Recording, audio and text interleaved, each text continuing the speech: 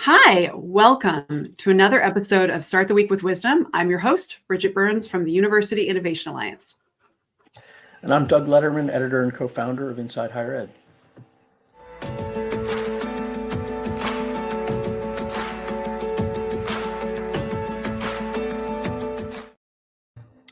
Each week, Doug and I team up to have a conversation with a leader in the field, a sitting college president or chancellor, or someone who we think that you should be listening to. And that is definitely the case this week. We have a fantastic president for you.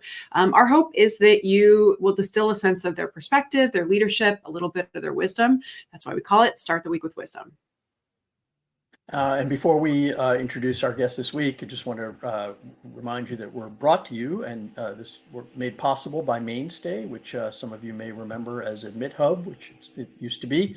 It's a student engagement and retention platform, and among the things that distinguish it is that it really it's got real proof behind it in terms of peer-reviewed research, and there are some peer-reviewed studies that show that it helped Georgia State reduce summer melt by 21%, and it helped it retain the same university, Georgia State, retain 1,200 students. So check out Mainstay at mainstay.com, and you'll see why we appreciate them as a sponsor. And want to now welcome this week's guest, who's Kate Smith. She's the president of Rio Salado College, which is part of the Maricopa Community College District. And she's been in and around higher education for 30 years, but been president at Maricopa since, at Rio Salado for about 7 years. So welcome, Kate. Great to have you here. Thank you. Thank you so much, Doug and Bridget. I'm thrilled to be here and to get some time with you too. Well, we're excited. I like how Doug also gave you a promotion in the intro, which is great.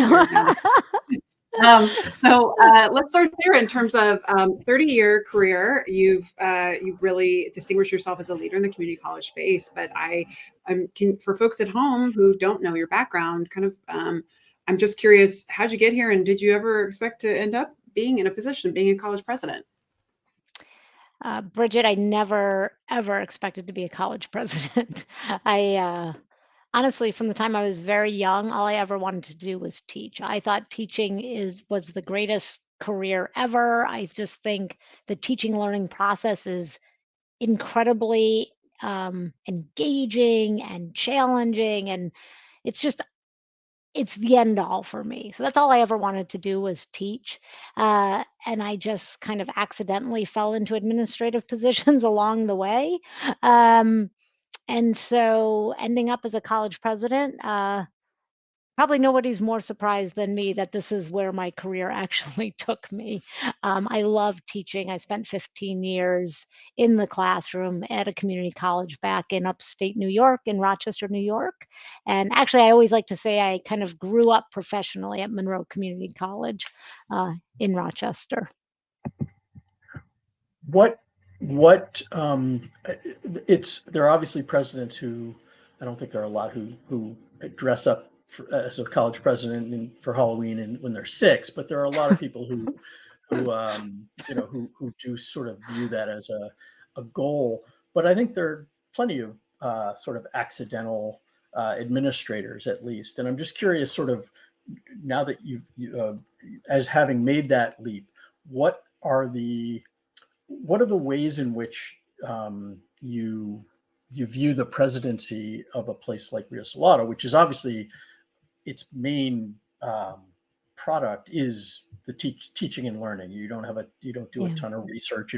So you presumably believe that you are enhancing and supporting teaching and learning right now. But like, how do you view the change and the moving into that role as embracing and enhancing teaching and learning still? Yeah. So Doug, first of all, it's a huge honor, right, to be able to serve in community colleges, period. It's a gift. Every day I still view it as a gift. Every day I was in the classroom. The fact that people are willing to trust you, to open themselves up to learning and growing, and that is in itself an honor. I guess I see in the role of the presidency the ability to influence opportunity for so many who have not had opportunity or have had so many barriers to opportunity, that is a huge honor in the role of the president. We are so laser focused on creating those socioeconomic pathways and figuring out what are the barriers that keep people. And we know higher ed, post-secondary education is the gateway to. So what are the barriers that are keeping people out of higher education, right? And so to me, that that journey of having been a teacher for so long, having been a professor, honestly, it really helps every day in the presidency because I just think I know my students, right? I remember their stories. I remember their faces. I remember what they were going through. I remember how much I admired every single one for what they were doing and how they were doing it and how they were, overcoming whatever barriers were in their way. And the beauty of the learning that happens among classmates, right? So it's not just the content they're learning, but in community college, they are learning, that classroom, that learning experience is so diverse in who comes into a classroom at the same time. They were learning so much all the time. So being a college president, really being able to just have influence to keep working at how do we remove barriers? How do we innovate to meet the needs of today's learners? That's just a huge honor.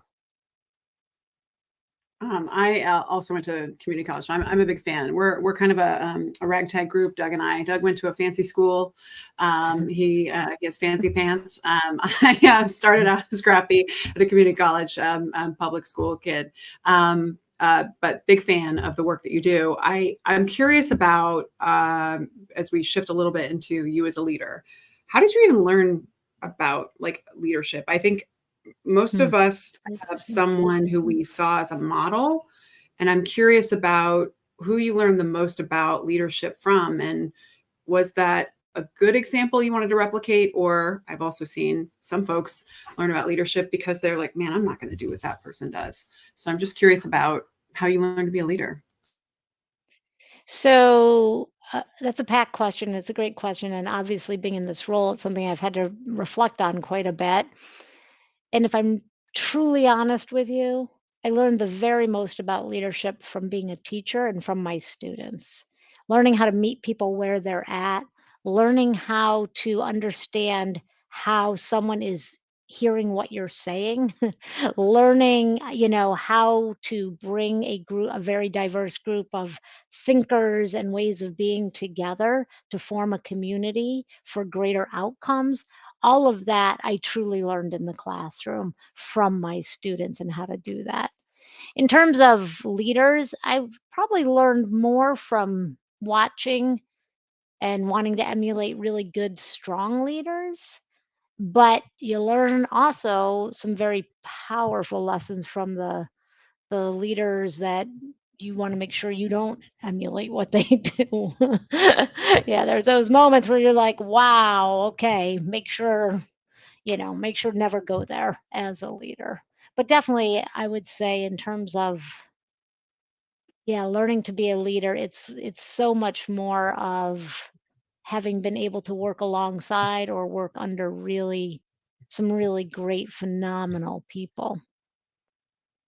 That's great. You used the word strong before, and I'm curious if I don't know if you just meant good or if you meant forceful, but how do you think? I mean, how would you define yourself as a leader, and how which elements of your leadership do you think are most what adjectives would you apply to your own leadership that you think are most important?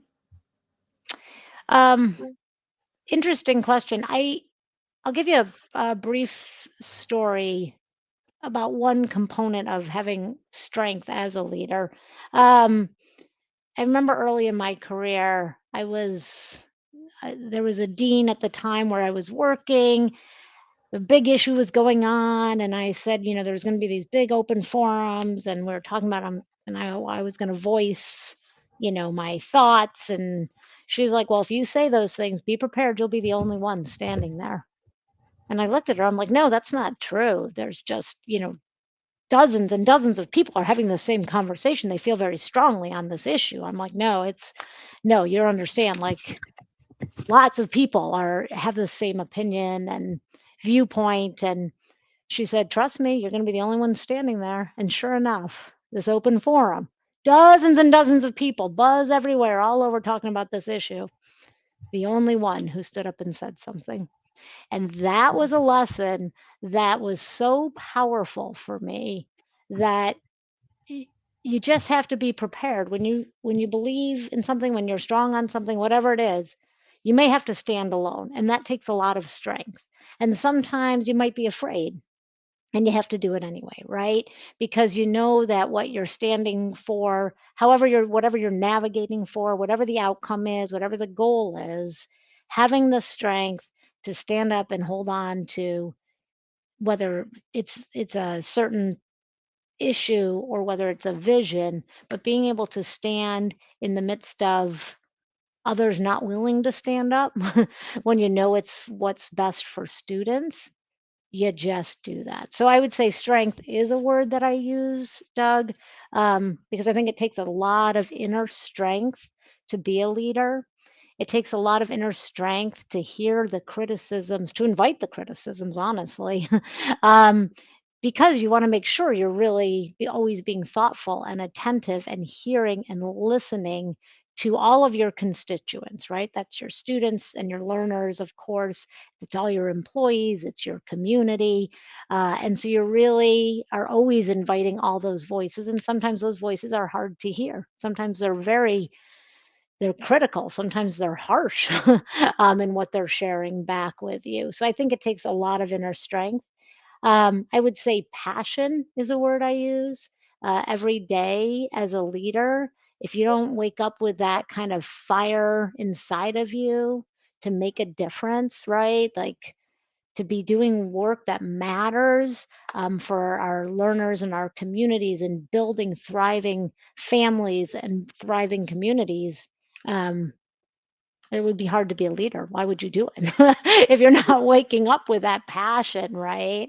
So I would say definitely strength, definitely passion. And then I would say deep, deep caring.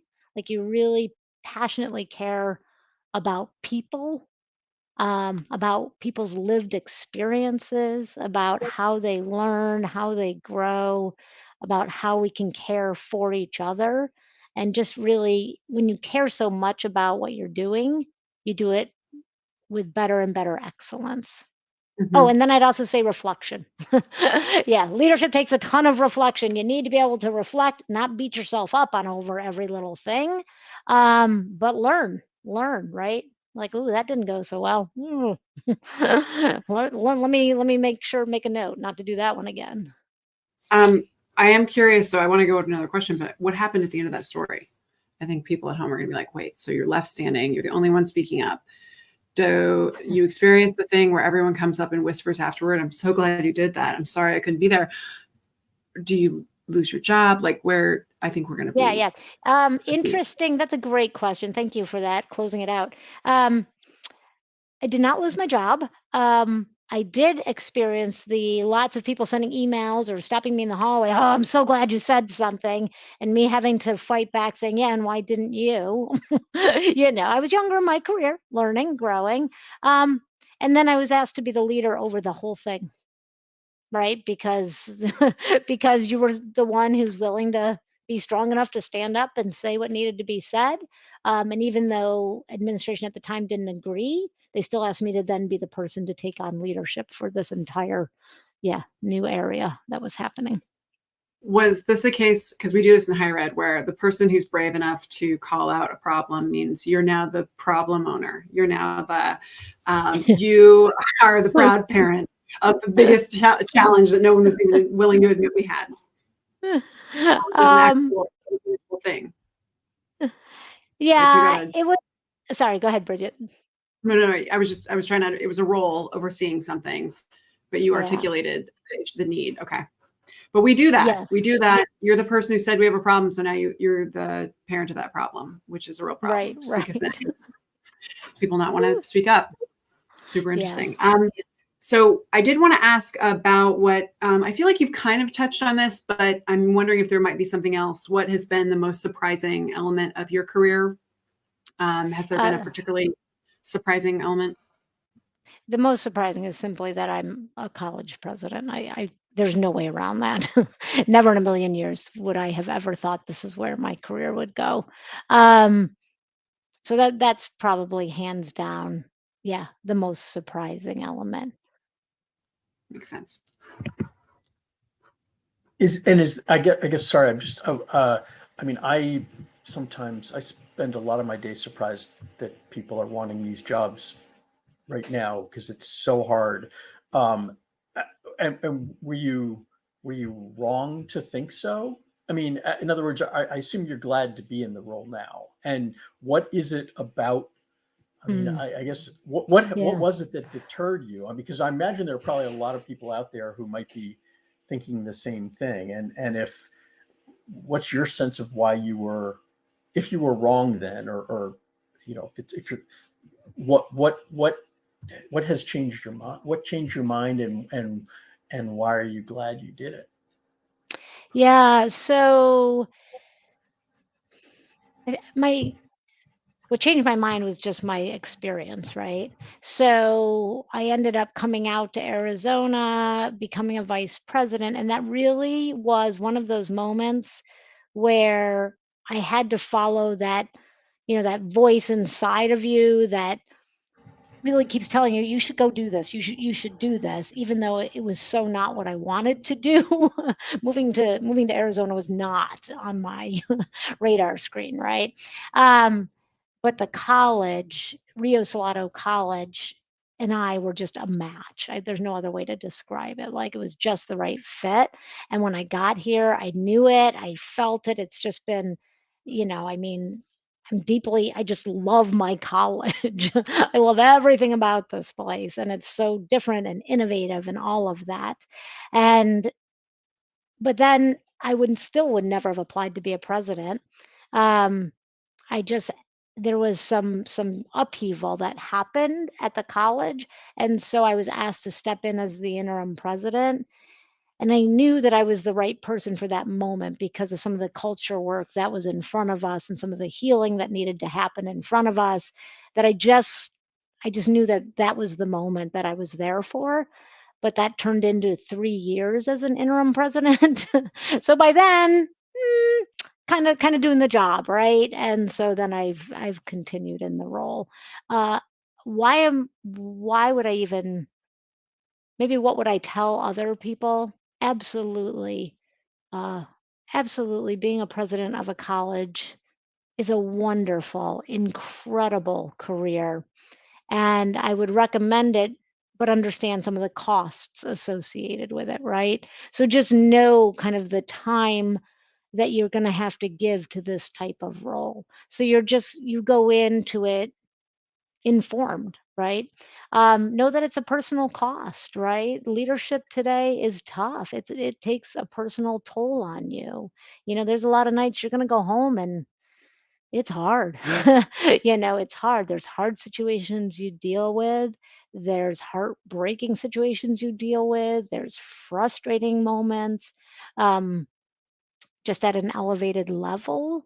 Uh, but the opportunity for influence, the opportunity to speak into decisions being made at either a local, state, or national level that can help give voice to people whose voices aren't getting heard in those spaces. Wow. Like wow. Do it.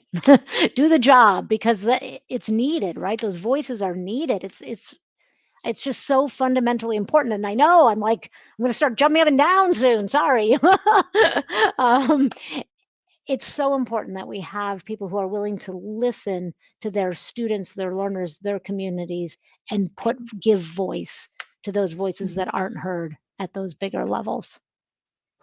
Well, we agree with you. That's big part of the reason behind the show is there's this illusion of this like cardboard cutout of what the president should be like. And that is not a realistic picture. And it's also not the leader that we need these days, Yeah. not to navigate the uncertainty, the complexity, and frankly, the level of candor that people want to see from leadership in higher ed. And so we need leaders who are different, who think different, who look different, who are different than the prior approach. Because, and I'm just mainly also worried about the amount of turnover and just how high the cost is for the role.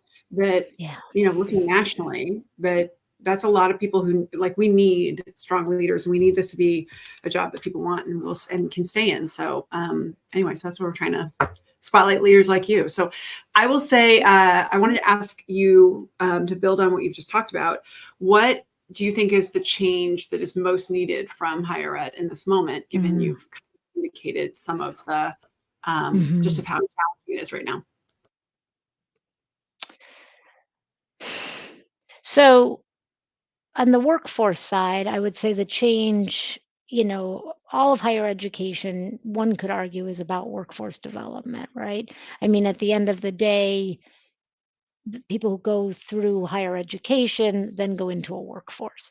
But I would say, as the world is changing so quickly, and as the speed of technology is changing so quickly, higher education needs to be able to respond with much more rapidly and with much more flexibility. And it's so interconnected, right, with legislation, with industry partners, all of it. It's all very interconnected. So, you know, this is a very high level response to some very complex issues. But that is a change that is needed from higher education. Um, you know, when we look at the, you know, depending on who you cite and which source you cite, the 35, 36, 38 million, you know, adults with some college but no degree, those without, you know, without a high school education, you know, we have hundreds, you know, over 500,000 just in our state alone. Um, the work We need to be able to make higher education more accessible in a way that helps, I believe, support some of those short-term learning that, you know, we call them micro credentials, certificates, however you want to refer to that work, but the shorter term chunking of the learning to help people get into the workforce, meet the needs in the workforce, meet the needs of their own, you know, family sustaining wages. Um, and we just have to be able to respond much quicker. You know, you look at World Economic Forum, right? And they're talking about, you know, within 5 years, more than 50% of all jobs will need reskilling, upskilling, et cetera. Higher education should be that partner, right, in that space, so that every industry doesn't have to become, you know, an education institution within itself alongside of being whatever their business is. So that's a big one I think needed right now.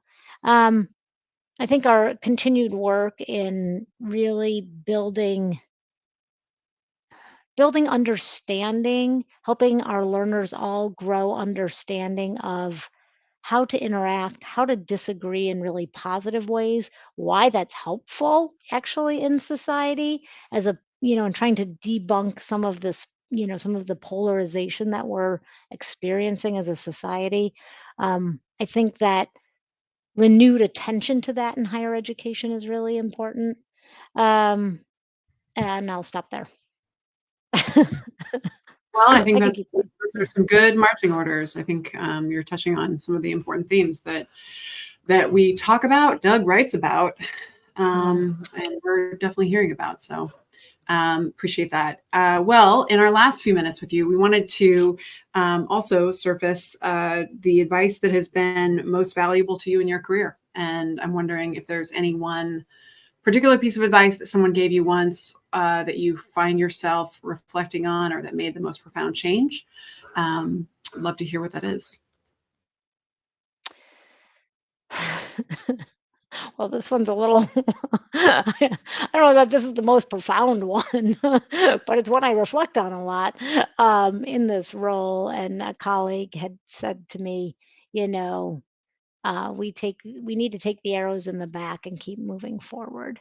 And as leaders, staying focused on what is keeping our students and our learners primary, why this matters, keeping laser focused there to keep moving forward. no matter what some of the challenges and the hurdles and the arrows are that might come at you. I find that in this role, it's just a powerful image of how to just keep going. I'd also say, advice around quieting that inner critic. So there's a lot of us out there who really struggle with, kind of beating ourselves up and feeling like, oh, I don't know, I shouldn't have done that, and we spend time there just, criticizing ourselves in a way that we would never criticize another human being. And so kind of learning how to quiet that, learn from those moments, but quiet that down so you can keep doing what matters, which is what matters for your students, what matters for your employees, what matters for your community. I would say those are some pretty potent pieces of advice in today's world. Those are great. Is there a book that has been for you, like a leadership book that you most frequently recommend to others? I didn't want to not ask that, just in case you have anything that you use in your back pocket when you're. I mean, if I'm honest with you, I actually don't, but there's reasons why. If somebody asked me, I would say first make sure you're reading about emotional intelligence and growing your emotional intelligence as a primary as a leader, because I think we're at a time where that's we just need to help people remember how important growing their emotional intelligence is, and then obviously Sandy Shugart's work and the leadership in the crucible of work, and I think that's a really great book for really talking through how to be an authentic leader, how to be yourself as a leader, because otherwise you're not going to be as effective, right? And again, I go back to the classroom. It's the same thing as a teacher, right? Students smell a teacher who's not authentically themselves and they want nothing to do with it. And I think that's the same in leadership is, being comfortable with how to be authentic in this role when there's so many demands and so many forces telling you all kinds of things. Mhm. How to stay true to being authentically yourself. And then Bridget, I just want to say for those who are thinking about leadership, the advice I always give people is be a yes person. Say yes to opportunities. Don't overthink every opportunity because you don't think you're quite prepared for it. Like, just say yes. You'll learn, you'll grow, you'll get there. I think working hard, being a hard worker and saying yes to opportunities uh, is really just opens doors that you never even wanted to open, but but they're great doors, right? And there's great things you can do as a leader, and you have gifts to give, you have talents to share, and you have a voice that's needed in this world. um, so I would, yeah, so that's my advice. Well, that is a perfect way to end the day. And I feel like we're all very pumped up and inspired. You're very inspiring. Lovely. Go. Thank you so much for on behalf of us and our audience. So thank you so much. It's been really lovely and getting to know you. And Doug, thanks for being an excellent co-host. And for those of you at home, we will see you next week. Thanks. Thank you so much.